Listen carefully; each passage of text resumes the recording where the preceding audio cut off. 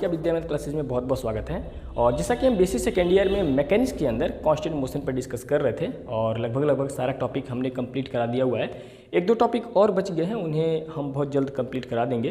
तो आज की इस वीडियो में जो अब तक मैंने टॉपिक पढ़ा रखा है कांस्टेंट मोशन के अंदर, उस टॉपिक से रिलेटेड कुछ इंपॉर्टेंट क्वेश्चन पर डिस्कस करेंगे। जैसा कि यहाँ पे हमने केवल 2 ही क्वेश्चन लिख रखा है, 3 क्वेश्चन और हैं जो इंपॉर्टेंट हैं, तो उन्हें हम नेक्स्ट वीडियो में डिस्कस करेंगे। क्योंकि क्वेश्चन काफ़ी बड़े बड़े हैं, तो एक ही वीडियो में सभी क्वेश्चन को बता पाना जो है कि काफ़ी मुश्किल काम है।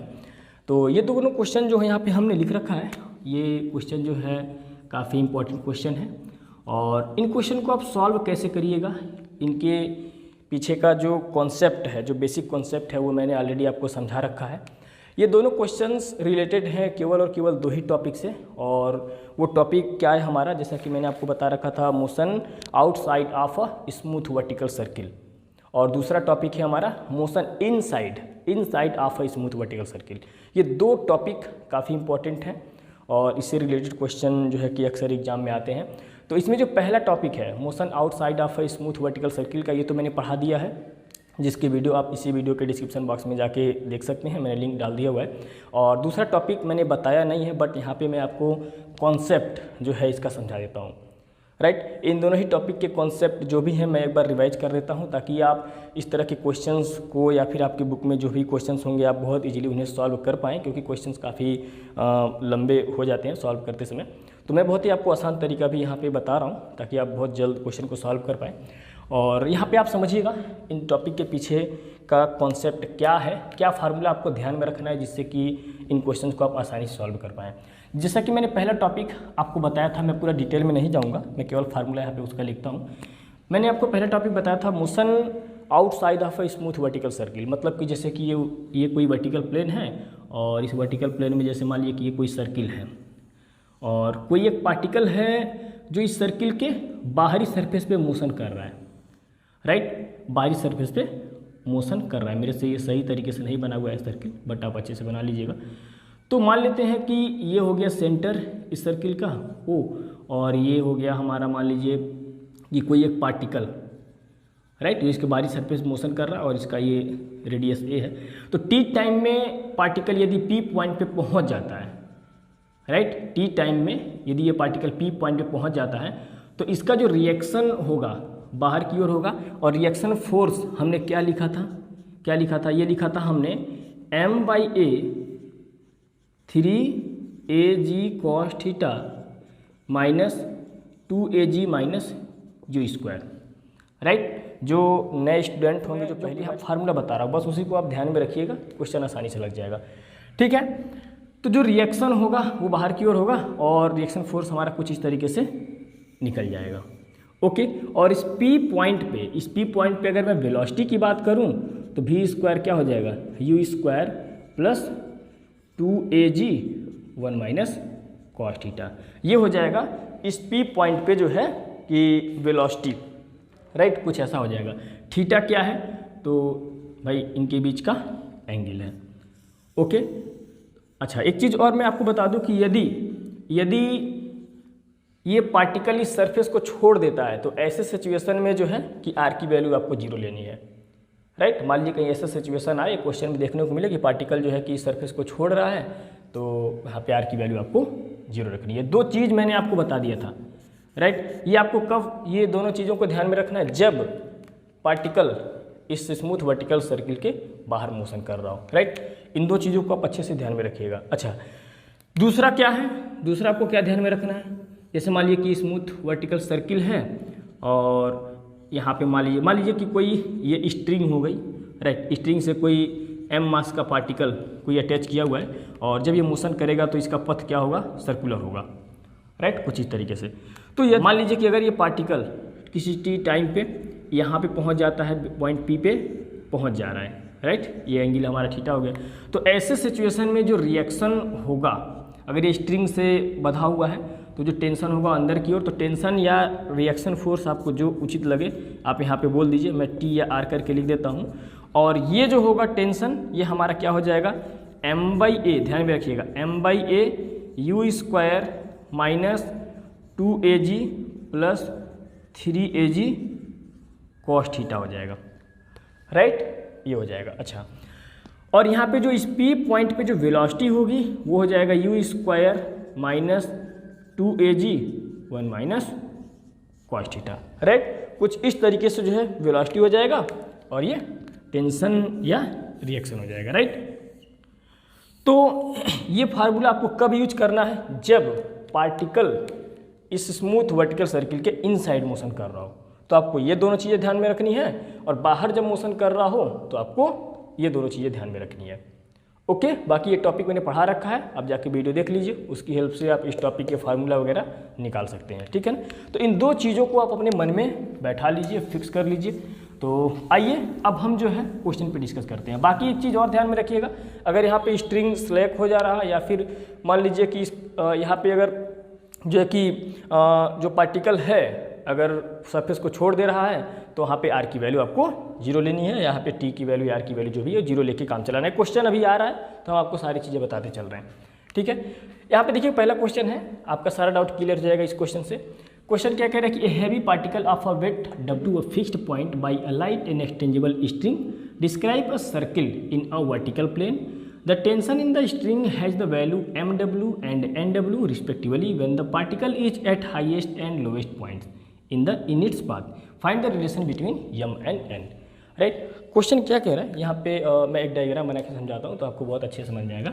क्वेश्चन ये कह रहा है कि कोई एक लाइट एंड एक्सचेंजेबल स्ट्रिंग है जिसका एक सिरा एक एंड पॉइंट को फिक्स कर दिया जाता है और दूसरे एंड पॉइंट पर जो है कि एक m मास का एक हैवी पार्टिकल अटैच कर दिया जाता है जिसका वेट क्या है, W है, राइट। और इस स्ट्रिंग की जो लेंथ है वो a है, और ये जो पार्टिकल है, राइट, ये एक वर्टिकल सर्किल को डिस्क्राइब कर रहा है, राइट। जाहिर सी बात है अगर ये मोशन करेगा तो एक सर्किल को डिस्क्राइब करेगा, राइट। और क्या कह रहा है कि इसके लोवेस्ट पॉइंट पर और हाईएस्ट पॉइंट पर टेंशन क्या दे रखा है, यहाँ पे आप देख सकते हैं। लोवेस्ट पॉइंट पर जो टेंशन NW, यहाँ पे पहले लोवेस्ट पॉइंट इधर है, राइट। लोवेस्ट पॉइंट पर टेंशन NW और हाईएस्ट पॉइंट पर टेंशन MW ले रखा है। तो M और N में हमें रिलेशन पता करना है। क्वेश्चन आपको समझ में आ गया होगा, राइट। तो ये हो गया हमारा लोवेस्ट पॉइंट और ये हो गया हाईएस्ट पॉइंट, राइट। तो हम यहाँ पे डायरेक्ट सोल्यूशन पे आते हैं, मैं ज़्यादा कुछ इसमें लिखूंगा नहीं।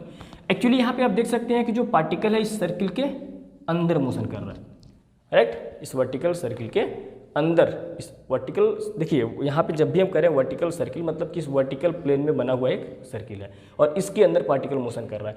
तो यहाँ पे जो टेंशन होगा T वो कुछ ऐसा होगा, राइट। यहाँ पे टेंशन कुछ ऐसा होगा। तो मैं डायरेक्ट यहाँ पे सोल्यूशन लिख रहा हूँ, right. Now since we know that T equal to क्या हो जाएगा, M by A U square minus 2AG plus 3AG cos theta, ये फार्मूला होगा, राइट। अकॉर्डिंग टू क्वेश्चन अब हम चलते हैं। अकॉर्डिंग टू क्वेश्चन हम बात कर रहे हैं क्या, at lowest point. At lowest point, at lowest point कहने का मतलब कि हम क्या कहना चाह रहे हैं, एट पॉइंट हम ए पर बात करना चाह रहे हैं। तो ए पॉइंट पर हम ध्यान से देखें तो गिवन दैट, क्या क्या गिवन है यहाँ पे आप देख सकते हैं, क्या गिवन है कि यहाँ पे जो T है वो NW दे रखा है। ध्यान से देखिए यहाँ पे लोवेस्ट पॉइंट पर किधर गया, NW लोवेस्ट पॉइंट पर, ठीक है ना। और यहाँ पे एक चीज़ और, थीटा एंगल की बात अगर मैं करूँ तो थीटा यहाँ पे आप देख सकते हैं, थीटा ये धीरे धीरे लोवेस्ट पॉइंट मतलब क्या, लोवेस्ट पॉइंट का मतलब ये ए वाला पॉइंट है। लोवेस्ट पॉइंट का मतलब कि पार्टिकल कहाँ पे आ गया, यहाँ पे आ गया, राइट। तो ऐसे सिचुएशन में एंगल क्या हो जाएगा, 0। तो यहाँ पे आप लिख सकते हैं, इसीलिए T इक्वल टू, टी की जगह पे हम क्या पुट कर देंगे, NW। तो NW इक्वल टू कितना आ जाएगा, M बाई ए, और ये कैपिटल M यहाँ पे आप इसको कर लीजिए फार्मूले में, राइट। ये हो जाएगा M बाई ए और क्या आ जाएगा, यू स्क्वायर माइनस, इसको हम क्लीन कर दे रहे हैं नीचे वाले पार्ट को, ठीक है ना। यू स्क्वायर माइनस थीटा की जगह पे अगर हम 0 रखेंगे तो पास 0 की वैल्यू 1, तो क्या आ जाएगा माइनस 2AG प्लस 3AG और कितना आ जाएगा। अच्छा, यहाँ पे एक चीज़ और मैं आपको बता दूँ कि पार्टिकल का वेट W दिया है, तो यानी W बराबर क्या होता है, m इंटू जी। तो g इधर आएगा, तो W by G equal to m, कुछ ऐसा लिख सकते हैं। इसलिए यानी NW इक्वल टू कितना आ जाएगा, ये कैपिटल में W आप लिखिएगा, गलती से कभी कभी बन जा रहा है, तो कितना आ जाएगा W by AG U square plus AG, right. W से W cancel, N equal to कितना आ जाएगा 1 by AG U square plus AG, इसे मान लेते हैं इक्वेशन नंबर 1, राइट। अगेन यहाँ पे हम बात करते हैं, again eight highest point, eight highest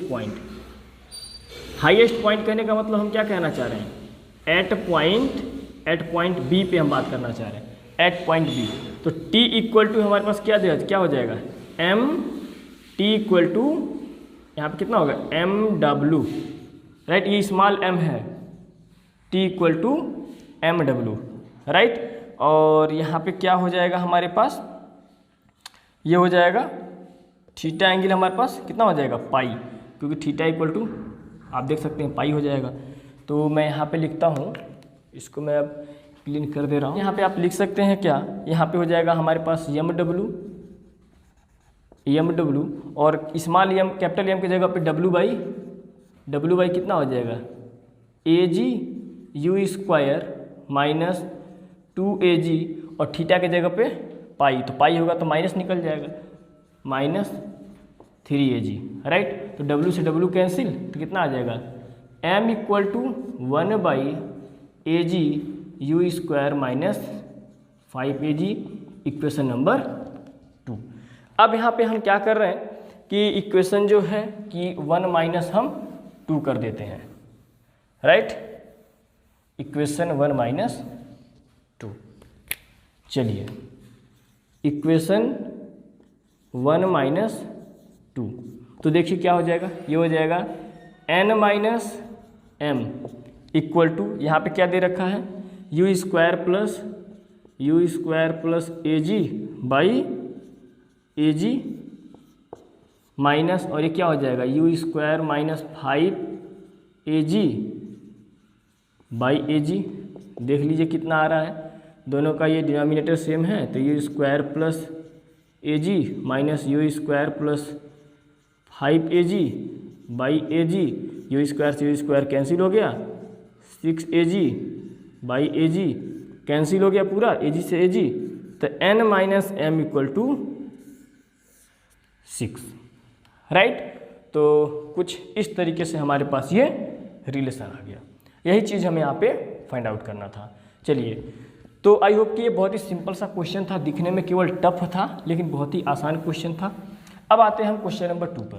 question number 2 क्या कह रहा है, a heavy particle hangs from a point O by string of length A, it is projected horizontally with a velocity u such that u square equal to इतना, so that the string becomes slack, right, string becomes slack माने ढीला हो जाना, ठीक है।